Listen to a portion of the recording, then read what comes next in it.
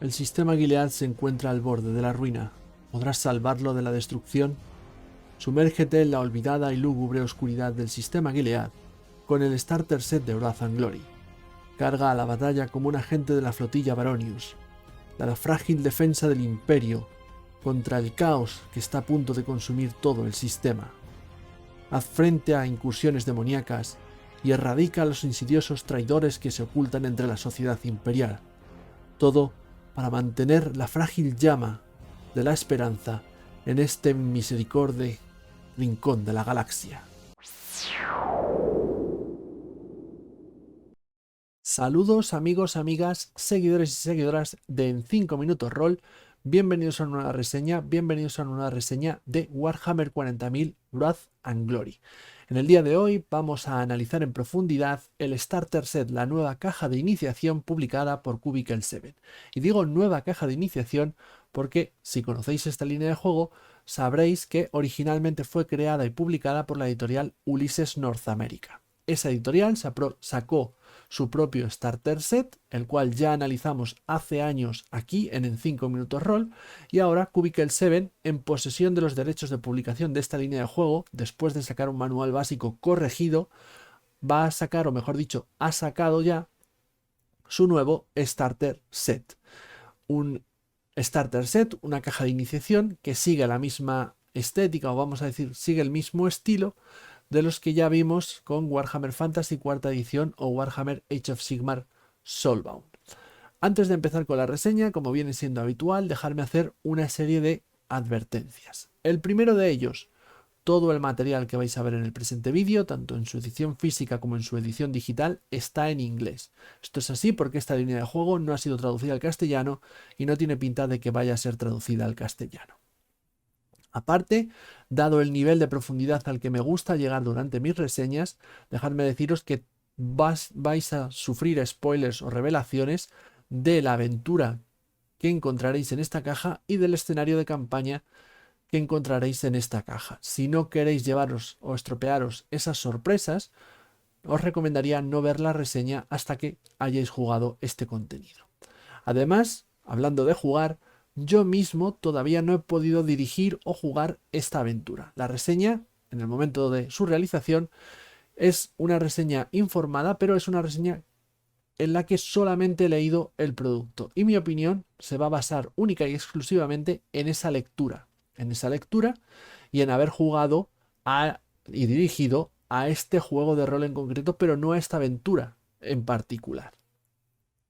Siempre lo digo para que vosotros valoréis hasta qué punto os interesa o os sirve la opinión que yo pueda verter, ofrecer sobre este material.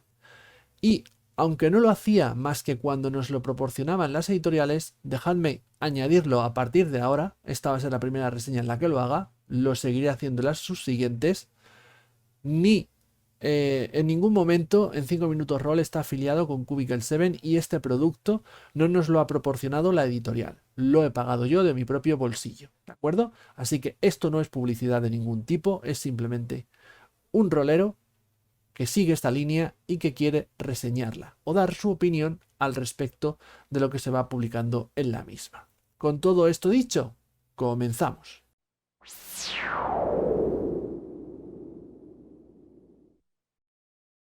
Como es habitual, vamos a dar inicio a nuestra reseña analizando la presentación visual y la edición de este producto. En este caso tenemos aquí una caja de inicio, un starter set, que viene en caja, una caja en tamaño A4 de tapa dura y además con un considerable volumen, un volumen normal. Es muy resistente y va a aguantar sin lugar a dudas toda la tralla que le queramos dar.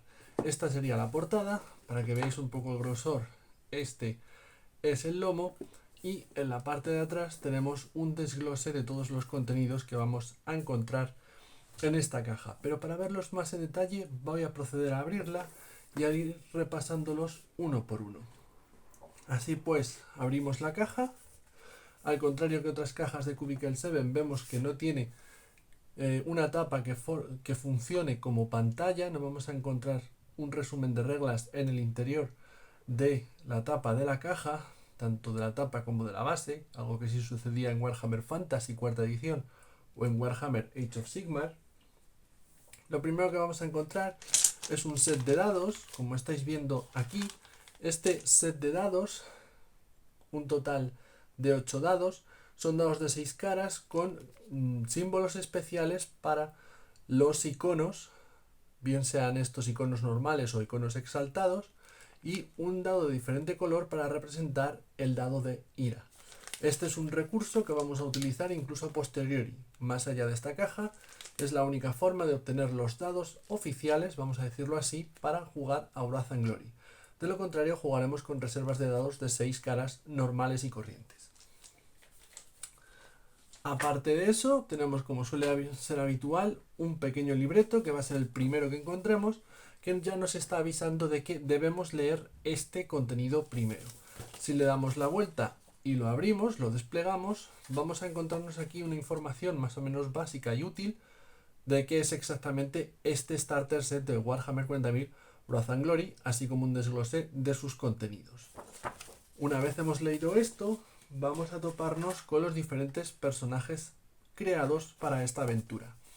Un breve resumen de su trasfondo en esta página y una ilustración a página completa en la parte posterior.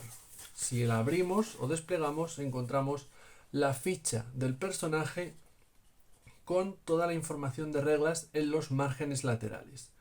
Tanto información de trasfondo como conexiones con otros personajes de la caja o secretos que guarda nuestro personaje y objetivos a alcanzar durante la partida, como una explicación más o menos de los talentos o habilidades de los que goza nuestro personaje y que aparecen reflejados en esta ficha de personaje.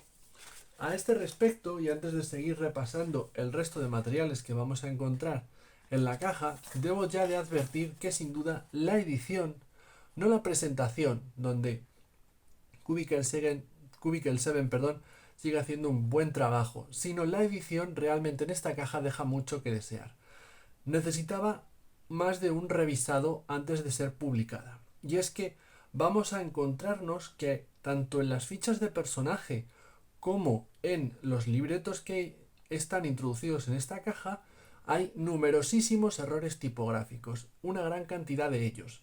Y en algunos casos incluso vamos a ver errores o formas de presentar información que resulta confusa, sino directamente errónea. Por ejemplo, aquí tenemos entre las características o rasgos de las armas del personaje que es brutal y que es una pistola. Esto está bien. Esto está bien porque nos aparece así representado que tenemos estos rasgos, de forma que para poder utilizar y conocer qué significan estos rasgos de armas, consultaremos la ayuda de juego donde aparece un listado de todos los rasgos de las armas y armaduras presentes en esta caja de inicio. Sin embargo, nos vamos a poder topar con otros personajes donde dentro de esa lista de rasgo aparecen palabras que no están recogidas dentro de la ayuda de juego. ¿Por qué? Porque no son rasgos. No son rasgos, sino que son palabras clave. Esto, curiosamente, en el PDF sí aparece bien representado. Es decir, aparecen con un formato de letra distinto y un color distinto, de forma que sepamos claramente lo que es un rasgo de lo que es una palabra clave. En la edición física no es el caso.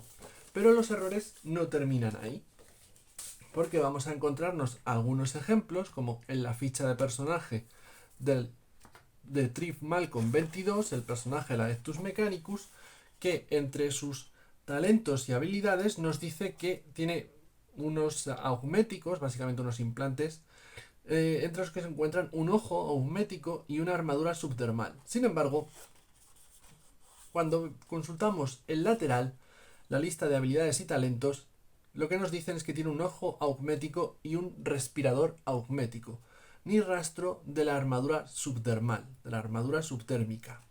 ¿Qué quiere decir esto? Bueno, vamos al PDF, que es anterior en cuanto a su edición. Si vemos la ficha de los dos libretos de cuando están editados, veremos que los de la caja son más recientes, mientras que los PDFs, la edición digital, es más antigua. Bueno, pues curiosamente en la edición en digital de esta caja de inicio sí encontraremos la explicación de lo que es una armadura subtérmica en este personaje, pero no aparecerá ninguna referencia a que tenga un respirador augmético. Son estos errores, son estas confusiones las que yo creo que tumban un poco esta caja de inicio, en el sentido de que realmente no es que la hagan injugable, ni muchísimo menos, pero vamos a encontrar que la edición deja bastante que desear para lo que es un producto de Cubicle 7. Por ejemplo, aquí sigo mostrando personajes, pero no serían estos los únicos fallos que encontraremos en lo que a edición se refiere. Ahora mencionaré alguno más. Aparte de todos esos personajes que hemos ido viendo, vamos a encontrar una plantilla con diversos tokens. Tokens de ira, tokens de gloria y tokens de ruina. De nuevo, al igual que los dados, este es un recurso que vamos a seguir utilizando cuando juguemos partidas con el manual básico, y la caja de inicio es la única forma de hacernos con estos tokens oficiales. Iremos a la aventura, un libreto encuadernado en tapa blanda y con grapas, dada su extensión, ¿vale? Que, bueno, ya lo analizaremos un poquito más en detalle más adelante en este vídeo, pero en esencia cumplirá los patrones que suele ser habitual en una publicación de Wrath and Glory por Cubicle 7. Quiero decir, la presentación visual es buena, las ilustraciones en su mayoría son nuevas, aunque hay algunas de archivo, pero por lo general rinde a un buen nivel. Más allá de que, como digo, vamos a encontrar numerosos errores tipográficos. En el libreto de la flotilla Baronius, el libreto dedicado al escenario de campaña de la flotilla Baronius, para esto voy a tener que mover un poco la caja, me vais a permitir, ya no tendremos un libro por extensión grapado, sigue siendo tapa blanda, sino encolado. Esto es así porque este tiene un mayor número de páginas. Este que tiene creo que unas 60 y pico páginas, el otro apenas llega a 50 páginas. Y decía que no encontraremos, que encontraremos más errores, entre ellos estarán en las ayudas de juego. ¿Por qué digo esto? Las ayudas de juego, que son solamente una cara, en lugar de dos caras como ya sucedía en las cajas de inicio Warhammer Fantasy IV edición y Warhammer Age of Sigmar Soulbound, vamos a encontrarnos, bueno, pues información rápida de consulta de reglas de juego. Alguna de la información que aparece en estas ayudas, de hecho, es necesaria durante la partida y no está recogida en ninguno de los dos libretos que acompaña la caja. Pero decía que aquí volvemos a encontrarnos errores porque si consultamos o comparamos estas ayudas de juego con las con las ayudas de juego presentes en la edición digital de esta misma caja de inicio, encontraremos que falta información. Por ejemplo, todo lo que es la explicación de rasgos de armas, ¿de acuerdo? No va a estar presente en la edición digital. Es decir, si no solamente adquirimos la edición digital de esta caja de inicio, hay una parte importante de reglas que necesitamos para poder ser aplicadas porque no está presente en ninguno de los dos libros que no vamos a poder consultar. Mientras que en la edición física de esa misma caja sí la vamos a tener a mano. No es una explicación de reglas extensa, sino pequeñita, reducida, resumida. En el manual básico nos aparecerá una explicación más pormenorizada de estas mismas reglas de rasgos de armas o armaduras, pero insisto, vamos a encontrarnos con estos problemas. Ya no son solamente errores tipográficos que pueden ser molestos, pero no afectan a la jugabilidad o usabilidad del producto. En este caso, si nos estamos topando con estos errores de edición, tanto en su edición digital como en su edición física, donde vemos que hay diferencias que sí que van a afectar a la usabilidad, ya que puede darse el caso bien de que se nos proporcione información de forma confusa, como decía antes con los rasgos de las armas, o directamente que nos falte esa información, como sucede con la edición en digital de esta caja de inicio, que falta esa información de qué hace cada rasgo de cada arma. En fin, unos fallos de edición por parte de Cubicle 7 bastante sorprendentes, teniendo en cuenta que es una editorial que por lo general rinda un gran nivel y que sin lugar a dudas, para mí, a mi modo de ver, son lo peor de esta caja de inicio.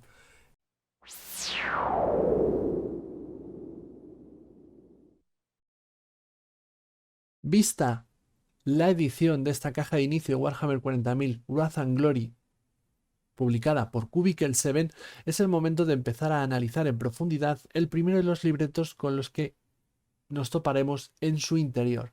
Me estoy refiriendo al libro de aventura tutorial, como suele ser habitual en estas cajas de inicio, en estos starter set, una aventura titulada El himno de los traidores, si la tradujésemos al castellano. Una aventura que lleva a los personajes de los jugadores a ser invitados de honor por parte del comerciante independiente Jack el Baronius, PNJ más importante o uno de los más importantes del trasfondo acotado que se ha creado para Wrath and Glory por parte de Cubicle 7, y este comerciante independiente los ha subido a una nave de transporte llamada el Heraldo de Baronius, una nave lujosa que este comerciante utiliza para precisamente hacer llegar a esas personas, transportar a esas personas de renombre, esos dignatarios importantes, los personajes de los jugadores, hasta su nave insignia, la Círculo Ducal.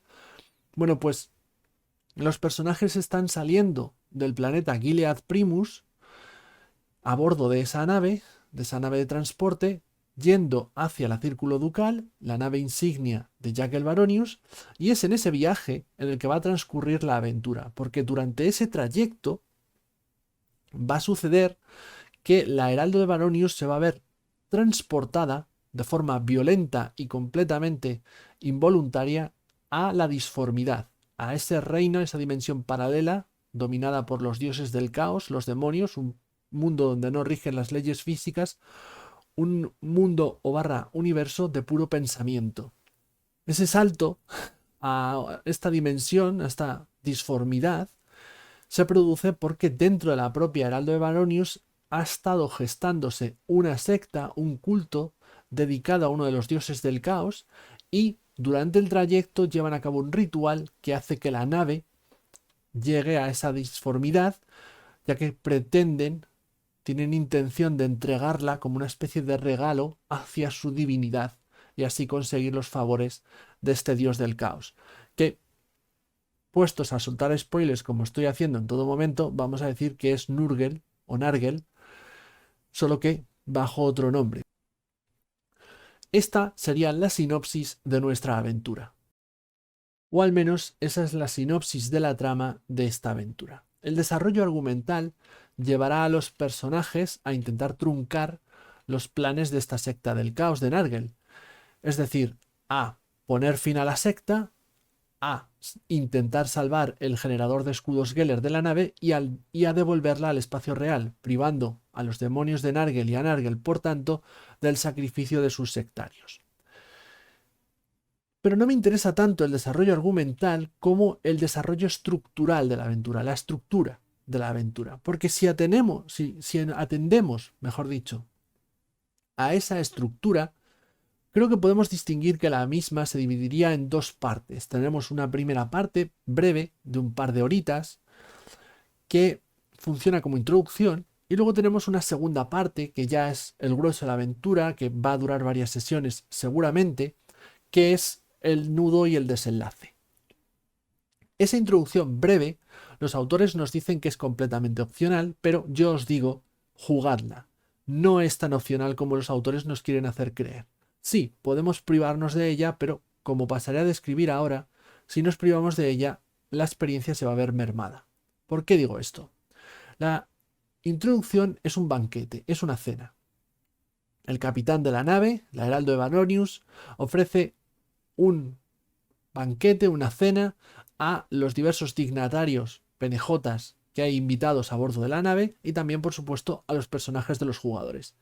Y el director de juego, interpretando a ese capitán Galva, va a ir presentando a cada uno de los personajes que van a interpretar los jugadores. Durante esas presentaciones, el director de juego introducirá una serie de flashbacks. Estas presentaciones y esta introducción busca cumplir tres objetivos. Un primer objetivo es ayudar a los jugadores a familiarizarse con el personaje que van a interpretar, a que sepan quién es la hermana Honoria, quién es el explorador Marius, quién es Somnus el psíquico. Bueno, les van a ayudar a saber quiénes son esos personajes, un poquito de su pasado, con qué PNJs están relacionados y lo que también es muy importante, cuál es la razón de que estén en esa nave, qué habilidades tienen para que se haya optado por hacerles llamar. Segundo objetivo que va a intentar conseguir es hacer que los jugadores se familiaricen algo más con el universo de Warhammer 40.000. Cómo funcionan los poderes psíquicos, cómo es la tecnología en el imperio, qué significa ser un marín espacial o qué significa ser un comerciante independiente. Todos estos elementos se van a ir introduciendo en la presentación, en la introducción y en los flashbacks. Y el tercer y último objetivo, pero no por ello menos importante, es enseñar a los jugadores el sistema de Wrath and Glory, las tiradas básicas de Wrath and Glory. Cómo se crea una reserva de dados, qué resultados tienen que tener en cuenta para obtener iconos, cuántos iconos tienen que obtener para superar una dificultad, qué es la dificultad, etc, etc, etc. El funcionamiento del sistema de Wrath and Glory no lo voy a detallar aquí, para eso ver la reseña del manual básico. Simplemente recalcar que es a través de estos flashbacks en los que a los jugadores se les van a pedir tiradas, que los jugadores van a aprender a utilizar este sistema, al menos las tiradas básicas. ¿Qué ocurre? En estos flashbacks se introducen PNJs que luego van a hacer acto de presencia en escenas posteriores durante el nudo y el desenlace de la propia aventura. Si no jugamos esta aventura con la introducción o utilizando los personajes incluidos en la caja de inicio, nuestra experiencia se va a ver mermada. Porque más adelante, en esas escenas, esos PNJs que hacen acto de presencia, los jugadores van a tener que tomar decisiones teniendo en cuenta la relación que sus personajes mantienen con ellos y la situación actual de la nave. Si no tienen ningún tipo de relación, es decir, implicación con esos PNJs, la experiencia al final sufre. Por eso os insisto, aunque dice que es opcional, es obligatorio. Quedaros con esa idea. Por otro lado, esta introducción a mí me parece que funciona bien. Cumple sus tres objetivos sin problema. ¿Cuál es la contrapartida que tiene? Por su propia estructura, por cómo está diseñada esta escena, va sin lugar a dudas a suceder algo que de por sí no me termina de gustar mucho en partida, que es la típica parte o la típica sesión en la que ves a un jugador que está jugando durante mucho rato y el resto miran. Y luego pasas a otro jugador que está jugando durante mucho rato y el resto miran. Y luego pasas a otro jugador que está jugando durante mucho rato y el resto miran. En vez de funcionar como grupo. ¿Por qué? Pues porque es esa introducción. Y en cada uno de los flashbacks están solos, no intervienen el resto de personajes. Sí, los autores nos dicen que intentemos hacer esto ágil, que seamos breves, que nos metamos a acción. Por mucho que queramos, va a ser muy sencillo que esta escena eh, sufra de esa complicación. Podemos intentar solucionarlo. Según lo leía, yo tenía ideas como, ya que estos flashbacks tienen sus propias elipsis temporales, podríamos hacer un rediseño de la escena en la que el director de juego va saltando de jugador en jugador esos flashbacks. Es decir, dejas a uno en un momento de cliffhanger de un flashback, pasas a otro, luego vuelves a ese jugador. Así lo das algo más de dinamismo, pero también es cierto que tienes que rediseñar un poco esa introducción que hace el capitán de los diferentes personajes, porque no va a estar el capitán diciendo y hablo con este personaje y ahora hablo con este otro y ahora con este otro, pero luego vuelvo a este. Queda artificial, queda extraño. Tienes que hacer algún retoque. Para una caja de inicio que se trata de enseñar a jugar, bueno, pues esta primera parte, insisto, es obligatoria y el director novato yo creo que se va a topar, como el director experto, con una primera sesión de juego, una introducción que va a tener ese problema, esa problemática. ¿La diferencia cuál es? El director de juego experto va a tener cierto bagaje para identificar este problema y saber o intentar recurrir a métodos para solventarlo. El director de juego novato, aquel que está aprendiendo, sin lugar a dudas, no va a tener esas herramientas. Si seguimos repasando la estructura de esta aventura, la segunda parte que citaba yo anteriormente da comienzo en el momento en el que, como se suele decir de forma vulgar, todo se va al garete. Los sectarios tienen éxito en su ritual y la Heraldo de Baronius se ve trasladada de forma violenta al espacio disforme. ¿Cómo se dan cuenta o cómo lo perciben los personajes? Bueno, pues porque una vez se han terminado esas introducciones de personaje y a los jugadores les ha dado tiempo a interactuar, aunque sea brevemente, con un puñado de los penejotas que les acompañan en la velada, se empieza a notar que algo extraño ha pasado y que la nave se está viviendo una situación de crisis y hay que actuar. Aquí se produce a nivel personal uno de los puntos más controvertidos o que menos me han gustado de toda esta aventura. Y es que el ejercicio de suspensión de la incredulidad que tengo que realizar es excesivo y no consigo realizarlo. ¿Por qué digo esto? Porque durante la introducción se ha establecido, casi como una nota a pie de página, que todos los personajes acuden a la cena perfectamente equipados. Es decir, van embozados en sus servoarmaduras, tienen sus granadas, tienen sus espadas sierra, tienen sus rifles Volter, tienen sus armas de arco voltaico.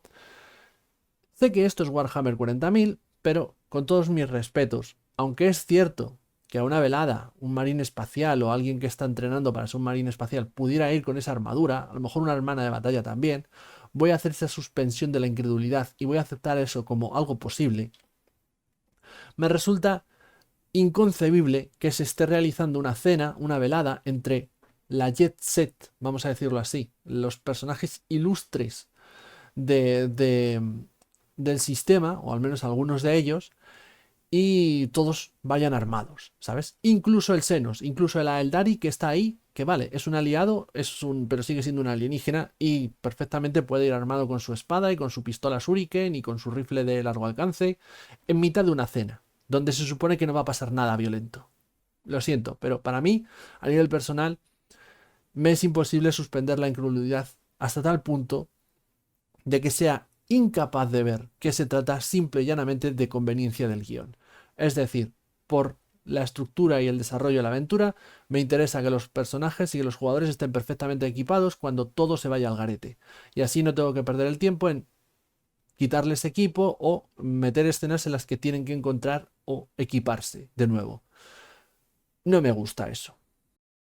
Pero dejando estas consideraciones a un lado, ¿cómo está per se estructurada esta segunda parte de la aventura? ¿Cómo está diseñada? Bueno, pues mediante una sucesión de escenas que van a venir a representar el trayecto que siguen los personajes desde el salón de banquetes en el que da comienzo la introducción de la aventura hasta su llegada al generador de escudos Geller de la nave, que es donde se está originando la crisis que está teniendo lugar y que tienen que poner a la que tienen que poner solución, si quieren salvar la nave, si quieren salvar a la tripulación y en última instancia si quieren salvarse a ellos mismos.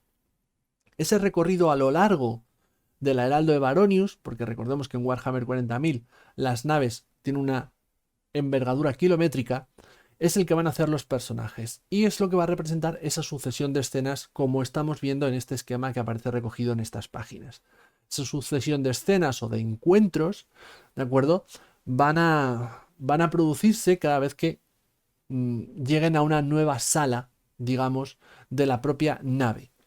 En algunos momentos, en algunas circunstancias, se les abrirá la opción de visitar una sala u otra, es decir, el camino se bifurca y los jugadores pueden decidir si van en una dirección o van en la otra. En última instancia, ambas direcciones les van a llegar, les van a llevar con V a el origen de la crisis. Que escojan una y otra, al final es una cuestión de decisión y va a repercutir en que tengan un encuentro u otro. Pero los encuentros no son privativos. Quiero decir con esto que si, por ejemplo, tus jugadores optan por ir a la biblioteca en vez de ir a la arena de peleas, pues no, nada les impide que una vez hayan terminado lo que estén haciendo en la biblioteca, opten por visitar también la arena de peleas antes de continuar el trayecto hacia el generador de escudos Geller. No obstante, es cierto que aunque nada se lo impide, las propias características de la aventura intentan inducir la sensación de que estáis ante una crisis contrarreloj. Es decir, cuanto más tiempo se tarde en llegar al generador de escudos Geller, más difícil va a ser salvar la nave. Realmente esto no es así. El director de juego sabe que eso no es así.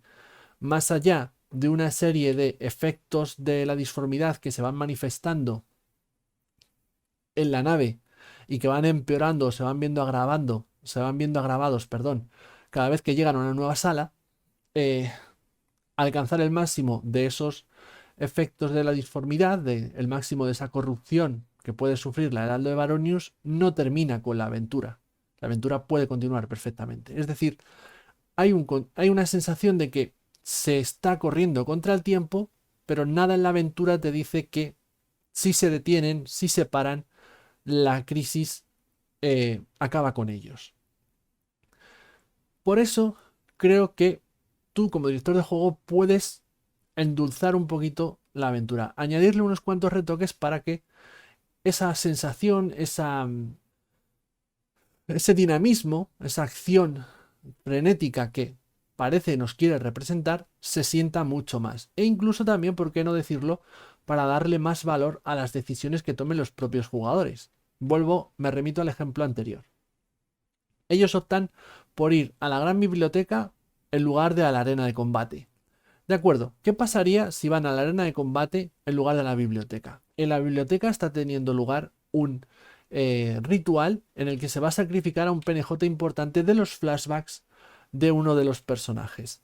En la arena van a poder recuperar una pieza de equipo que les ha pedido un PNJ durante el banquete.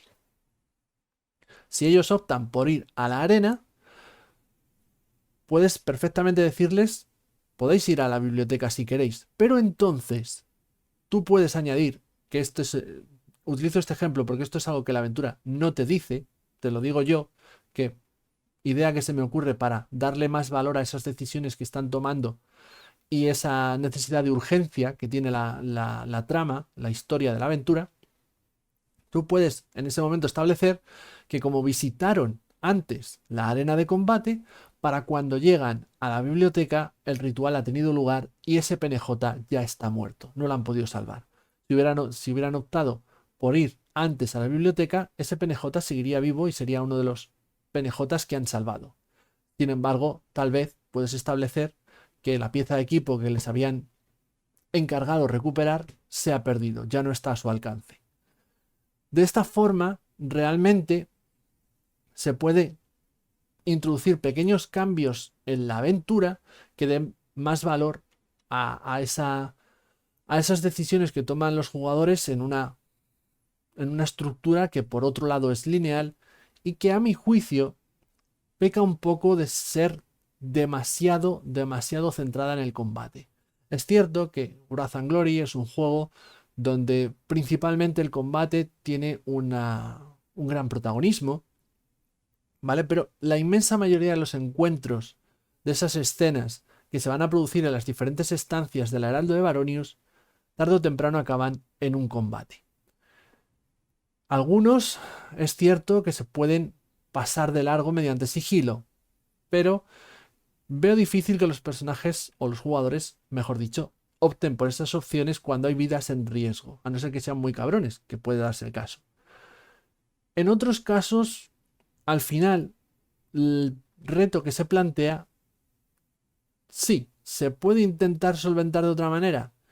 Lo más fácil va a ser combatir, y como los enemigos son siervos del caos y son seres abominables que por trasfondo deben odiar y deben aborrecer y deben intentar destruir, son encuentros en su mayoría que siempre acaban en combate. Son muchos combates. Al final es una aventura plagada de acción.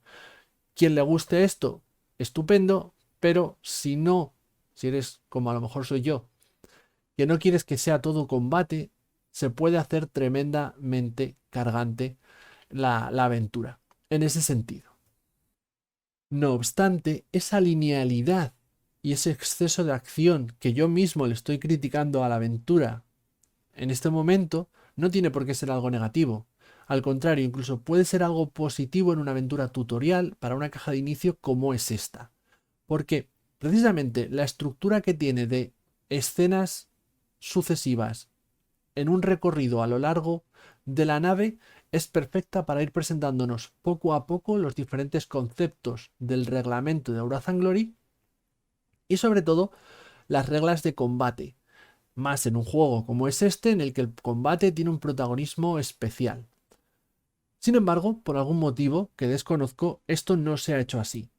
La decisión de sus creadores es la de que, sí, nos meten una primera introducción en las que se nos presenta cómo funcionan las tiradas básicas y una vez se va todo al garete y comienza la crisis y nos enfrentamos al primer encuentro de combate de toda la aventura, se nos vierte, se nos vomita toda la información, todo el reglamento de combate. Y no solamente de combate, sino otros conceptos también.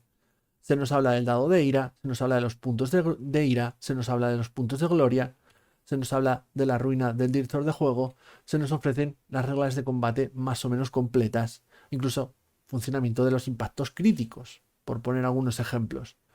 Toda esa información, todo ese reglamento, que insisto, por el propio diseño de la aventura hubiera sido perfecto presentar de forma gradual, de forma que a mitad de aventura los jugadores y el director de juego conocieran ya todo lo necesario para dirigir sin necesidad de tener un apoyo por parte de los autores, sin necesidad de llevar los ruidines, conociendo ya todos el sistema, en vez de hacer eso, que es mucho mejor para la persona que se está introduciendo al juego de rol, se vomita, insisto, se vierte toda esta información de un solo golpe, lo que resulta abrumador. Y no quiero decir con esto que la gente sea tonta y no se vaya a enterar de las reglas porque se las dicen todas de golpe, ni muchísimo menos. Pero la acción se va a ver tremendamente detenida cuando pares la partida para empezar a consultar reglas, tanto tú como los jugadores. Ya digo, la decisión al final me resulta desafortunada, cuando menos. Pese a todo, no quiero que parezca que la aventura me ha resultado terrible porque no es el caso.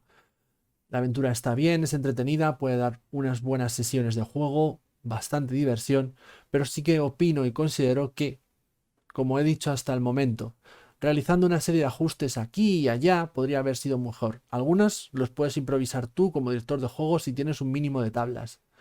Incluso si no las tienes y tienes algo de imaginación y tú sabes y conoces lo que le interesa a tus jugadores, puedes recurrir a esas herramientas para tener una experiencia más gratificante o mejor.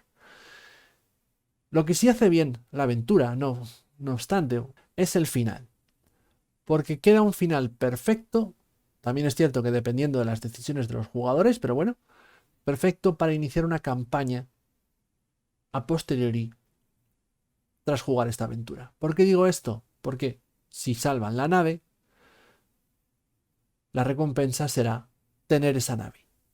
No es que ellos sean los mandamases de la nave, pero se les va a conceder el uso de la nave y por ende a partir de ahí el director de juego puede empezar a diseñar una campaña que tenga a los personajes como tripulantes de la Heraldo de Baronius y se vayan moviendo por todo lo largo y ancho del sistema Gilead, afrontando toda clase de aventuras, algunas de las cuales encontraremos en el libro que pasaré a reseñar a continuación.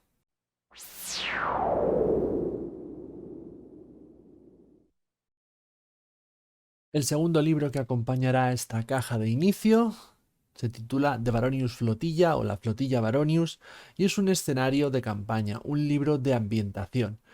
Esto es algo a lo que Cubicle 7 nos tiene acostumbrados desde que publicara ya hace tiempo la primera caja de inicio de Warhammer Fantasy cuarta edición. Y es que siempre incluye una aventura introductoria, las reglas para empezar a jugar y el segundo libro está dedicado a ofrecernos material de ambientación que resultará especialmente útil no tanto a los jugadores noveles que aprendan a jugar a Wrath and Glory con esta caja como a aquellos que ya tengan el manual básico y que también se compren este título, esta caja de iniciación. No obstante, que quienes más vayan a poder exprimir el jugo de estas páginas de este segundo libro sean aquellos que ya han dado el salto al manual básico, los que están inmersos en el juego como experiencia completa, no significa que aquellas personas que de momento se han introducido con esta caja de inicio y no tienen más publicaciones de esta línea de juego no vayan a poder encontrar utilidad o un uso a las páginas de este segundo libreto de la caja de inicio, del Starter Set. De hecho, lo primero que va a hacer el libro es proporcionarnos información básica para que conozcamos el universo de Warhammer 40.000, del 41.º milenio. En particular, también del sistema Gilead. Esta información que veremos recogida en estas páginas, en conjunción a lo que se aprenderá por parte de jugadores y directores de juego durante la aventura y la información presente en las fichas de los personajes creados de la caja, les ayuda, a mi criterio, a tener una base, unos conocimientos básicos sobre este universo y a poder jugar y dirigir una aventura claramente de Warhammer 40.000 y no de cualquier otro juego de ciencia ficción. Todo ello sin temor o sin que sientan que mediante sus decisiones y acciones en partida, en aventura, están pegándole patadas al trasfondo, están diciendo cosas que se contradicen con el universo de Warhammer 40.000. Les proporciona unos cimientos sobre los que más adelante construir, es decir, una información básica que si les gusta y les atrae, más adelante pueden ir profundizando con el manual básico, con los suplementos o también, ¿por qué no?, con las novelas, los videojuegos, etc, material del universo Warhammer 40.000 que hay en diversos medios. Aparte, otro contenido que van a encontrar útil aquellos directores de juego y jugadores que se encuentren iniciándose a Warhammer 40.000 Wrath and Glory con esta caja de inicio, con este starter set, más allá de esa información iniciática que he mencionado antes, van a ser las 6 aventuras que encontraremos en las páginas de este segundo libro, este libro de la flotilla Baronius. ¿Por qué? Pues porque estas 6 aventuras van a permitir continuar la experiencia de juego una vez hemos completado la aventura tutorial, la que viene en el primer libro del que os hablé hace escasos minutos. Bueno, pues como decía antes, si los jugadores tienen en su poder la nave o si el director de juego se inventa otra excusa porque no han podido salvar la nave, pueden seguir jugando más sesiones de juego con estas aventuras que vienen incluidas, como digo, al final de este libreto. Estas aventuras además van a venir presentadas en un par de páginas. Van a venir presentadas explicándonos la introducción, el nudo y el desenlace de la aventura. Podremos cogerlas tal cual están y con algo de improvisación por nuestra parte como directores de juego, dirigirlas en mesa sin tener que hacer ningún tipo de preparación previa, más allá de leérnoslas y conocer cómo se desarrollan los acontecimientos, e improvisar las escenas a medida que los jugadores toman según sus decisiones, según les vas planteando los retos, o bien también nos pueden empujar a realizar, especialmente esto es muy positivo para aquellos directores de juego que sean noveles, a realizar una función inherente a todo director de juego, que es preparar la partida. Con esta base, empezar a plantear y planificar escenas que luego vas a llevar a la mesa. De esta forma, se aprende a, como digo, preparar esa partida, no desde cero, sino teniendo una base en estas páginas que nos sirva de guía y poder ofrecer una experiencia más elaborada a nuestros jugadores que improvisar sobre la marcha, porque a lo mejor a veces cuando improvisamos sobre la marcha, o al menos ese es mi caso, por muy a gusto que me encuentre, pues a veces pueden surgir escenas mucho más simples que si has invertido algo de tiempo en planificar de antemano. Esto, como digo, es especialmente positivo. ¿Cuál es la particularidad que tiene? Bueno, va a aumentar, por un lado, aumenta la duración, la vida útil de la caja de inicio, proporcionando más contenido que jugar antes de dar ese salto al manual básico, pero incluso si ya tenemos el manual básico, podemos sacar bastante provecho a este material, haciendo que formen parte muchas de estas aventuras de la campaña que estemos dirigiendo a nuestros jugadores. Podemos encontrar inspiración en muchas de estas historias, siempre teniendo en cuenta que son aventuras de nivel 2, aunque podemos trastocarlas para aumentar o disminuir ese nivel, e incluso aquellos de vosotros que ya tengáis el manual básico vais a poder encontrar útil este contenido. Pero vais a encontrar útil bastantes más cosas de este libreto, como decía. Y es que para todos aquellos de nosotros que ya tengamos el manual básico, incluso diversos suplementos, en este caso Wrath and Glory, como viene siendo habitual por parte de Cubicle 7, la caja de inicio, adquirir el Starter Set, sigue siendo también una compra muy recomendable. Porque aparte de esa aventura que podremos trastocar para que no sea tan tutorial, o incluso de tener esas pequeñas aventuras que incluir dentro de nuestra propia campaña que mencionaba antes, lo que vamos a encontrar aquí es información de trasfondo que no se ha publicado en ningún otro punto de la línea de juego. Y en este caso, como el propio nombre del libreto indica, nos va a hablar más en detalle de la flotilla de Baronius, Jackal Baronius, el comerciante independiente que ha conseguido llegar desde la disformidad a este sistema Gilead completamente aislado y que se ha convertido de facto en el dirigente del sistema. A lo largo de las publicaciones de Wrath and Glory hemos ido conociendo los diferentes planetas que conforman el sistema Gilead y se nos han mencionado en numerosas ocasiones tanto a Jackal Baronius como a la flota que le acompaña. Pero no ha habido ni una sola publicación que nos hablase per se de esa flota, de cómo es, de qué PNJs importantes hay en ella, cuáles son las naves que la conforman, dónde normalmente podemos poder encontrar esas naves. Bueno, pues toda esa información es la que vamos a obtener en las páginas de este libro que acompaña a la caja de inicio, al Starter Set. Aquí no solamente vamos a saber más de Jackal Baronius, vamos a saber bastante más de diversos personajes ilustres que le acompañan en el interior de su flota. Esta flota que, tal y como nos cuentan, se pensó para que fuese mucho más grande y autosuficiente, pero que al cruzar desde el espacio luminoso del imperio hasta este sistema aislado, se perdieron muchas naves por el camino. Y ahora, la que antaño era una flota autosuficiente, resulta que ya no lo es tanto y tiene que estar necesitando, buscando recursos de los planetas del propio sistema Gilead.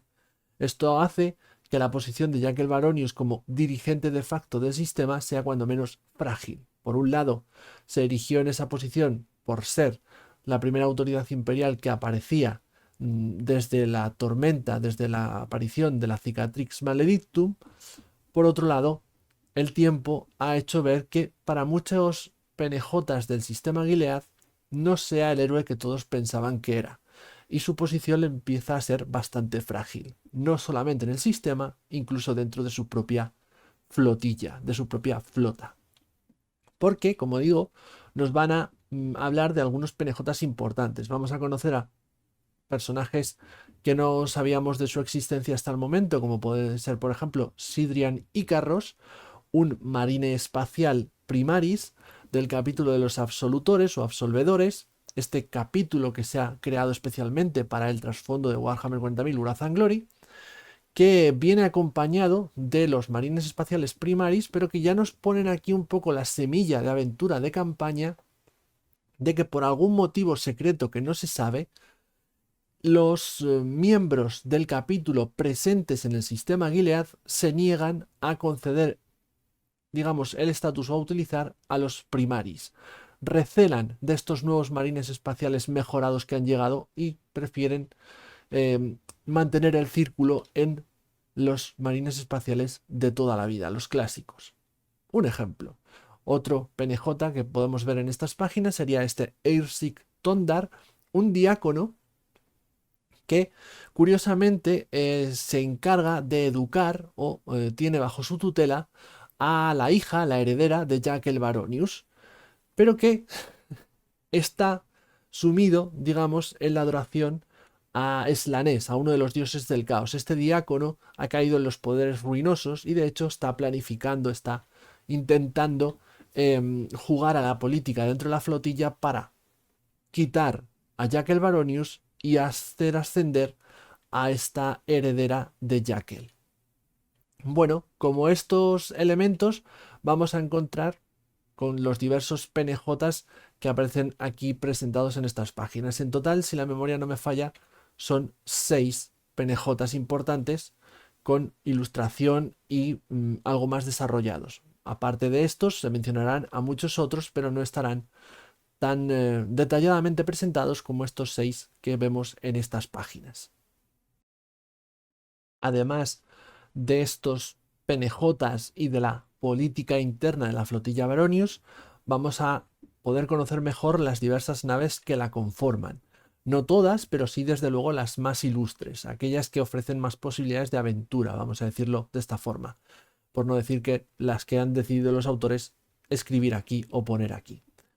Podremos entender o conocer mucho mejor ahora naves como la Círculo Ducal, la nave insignia del propio Baronius, la Andraste, la nave que fue la vanguardia del viaje a través de la disformidad y que acabó dando nombre al paso por el que cruzaron al sistema Gilead, la nueva nave del capítulo de los marines espaciales Los Absolutores, o la que más me interesa en este momento a la hora de hacer esta reseña, la Heraldo de Baronius, porque la Heraldo de Baronius va a ser esa nave que, si en la aventura tutorial los jugadores han conseguido salvarla, les va a permitir moverse por los diversos planetas del sistema.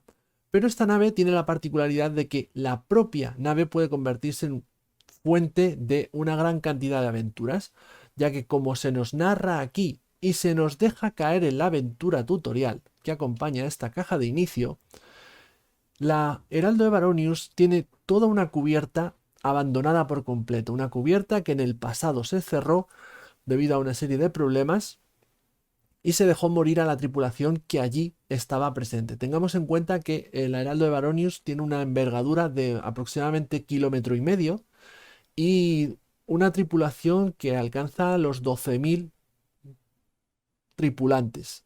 ¿De acuerdo? Es mucha gente. Quiero decir que no imaginemos una nave pequeña, imaginemos una nave bastante colosal.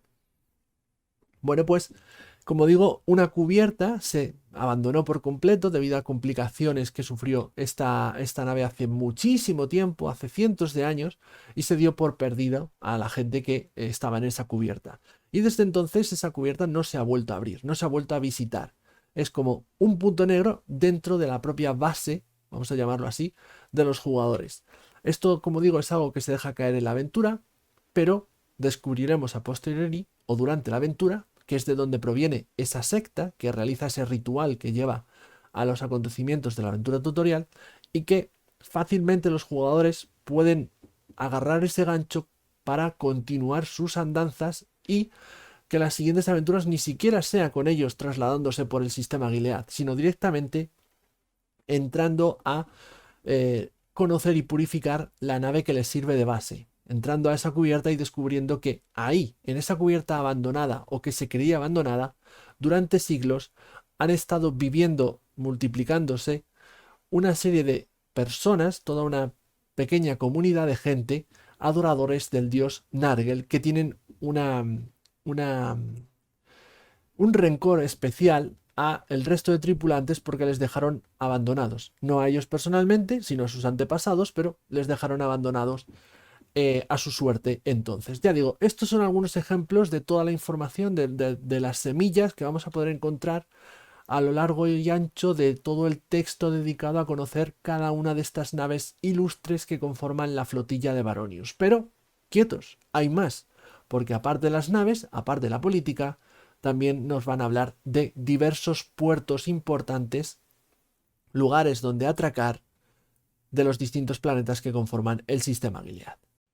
Y es que además, según mi criterio por lo menos, es en esta parte del libro donde se ha realizado un mejor desarrollo de trasfondo. Es como si los autores pudieran haber focalizado mucho mejor sus esfuerzos. Aparte, por primera vez vamos a contar con una ilustración, que no mapa, del sistema Gilead. Digo ilustración y no mapa porque, tal y como vemos en la imagen, todos estos planetas aparecen aquí presentados, pero no orbitan alrededor de la estrella que el texto nos describe que orbitan todos estos planetas y tampoco están colocados en el orden en el que orbitan a esa estrella.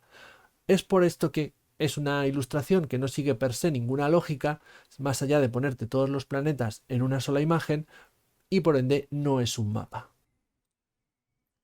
Los propios puertos van a venir presentados primero con una descripción breve de cómo es la localización, después dándonos una serie de sitios, lugares notables o de renombre que haya en ese puerto en concreto, y todo ello acompañado de aliados, contactos, antagonistas y amenazas que haya presentes en ese puerto, en ese planeta.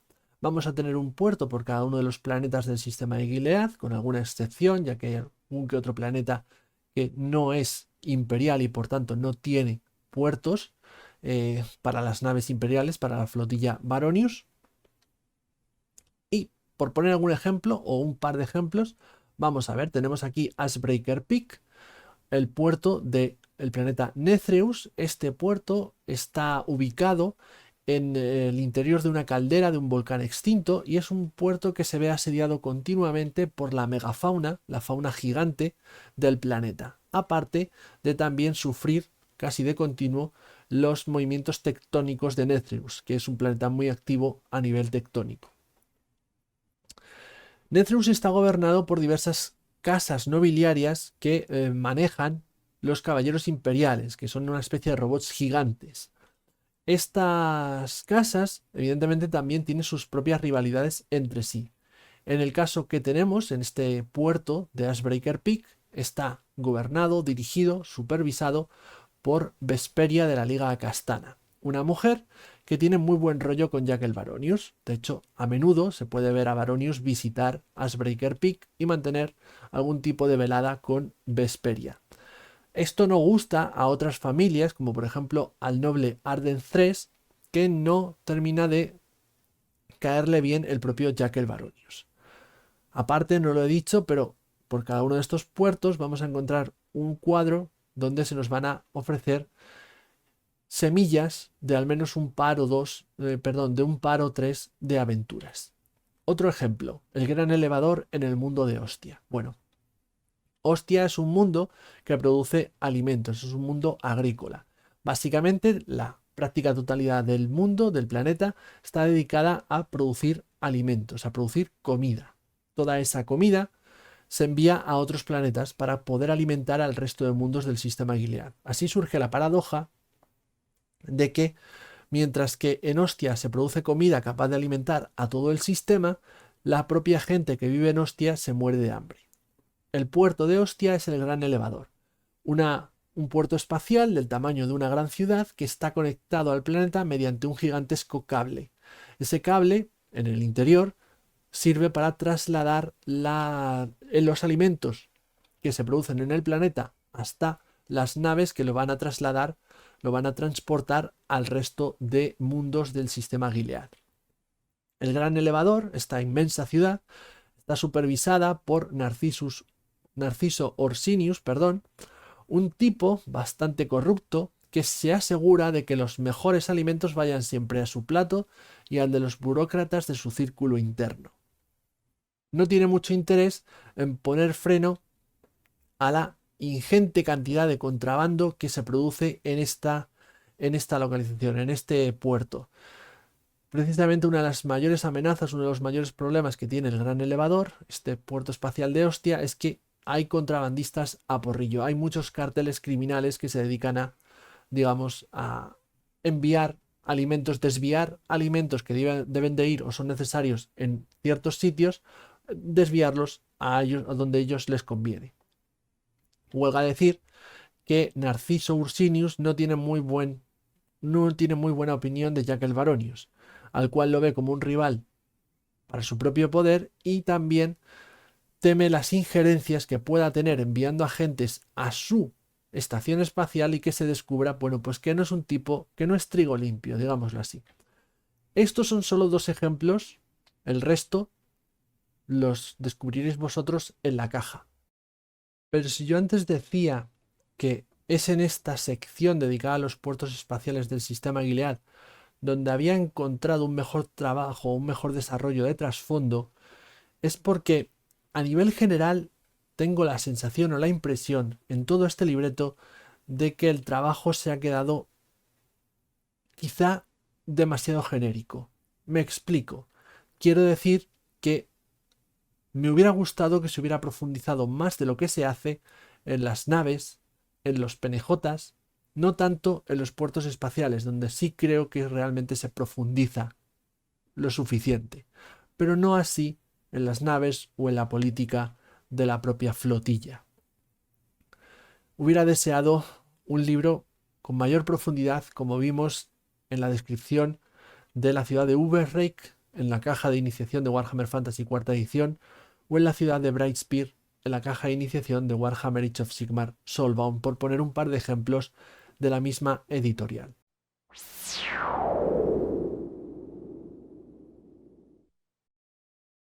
Hasta aquí nuestra reseña de este Warhammer 40.000 Wrath and Glory Starter Set, la edición publicada por Cubicle 7.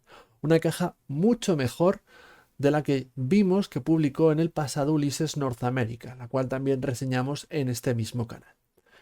Una caja que, sin embargo, no rinde al nivel de otras cajas publicadas por esta misma editorial. Recordemos la caja de iniciación de Warhammer Fantasy cuarta edición, que con sus más y sus menos es una muy buena caja de iniciación, o la genial, a mi modo de ver por lo menos, caja de inicio de Warhammer Age of Sigmar Soulbound. No creo que esta dedicada a Wrath and Glory alcance esas cotas de calidad. Ya hemos mencionado a lo largo del vídeo los numerosos defectos que la sitúan unos cuantos peldaños por debajo de esos otros productos. No obstante, soy de la idea de que sigue siendo una caja que merece la pena adquirir, tanto si te quieres iniciar en Warhammer 40.000 Wrath and Glory, como si ya estás inmerso en la línea y quieres tener más contenido. En este segundo caso, la estrategia que suele seguir Cubicle 7 ayuda mucho a decidirnos a comprar este tipo de cajas de iniciación por más que ya tengamos el manual básico, ya que suelen proporcionar un contenido muy útil incluso para los que ya estamos inmersos en la línea de juego, no solamente para los principiantes.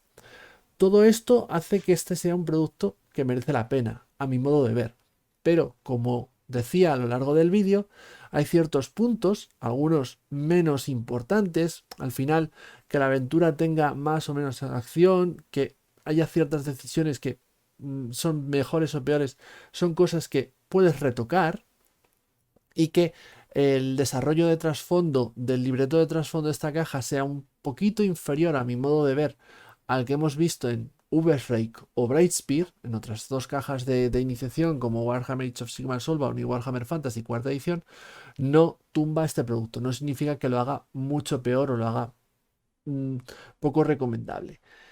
El único defecto serio que para mí es lo que más hunde y más me baja la nota final, aunque no me gusta dar notas ni nada por el estilo, pero si tuviéramos que hacer un ranking de mejores cajas de inicio, esta sin duda perdería bastantes posiciones por este defecto solamente, es los problemas que tiene de edición.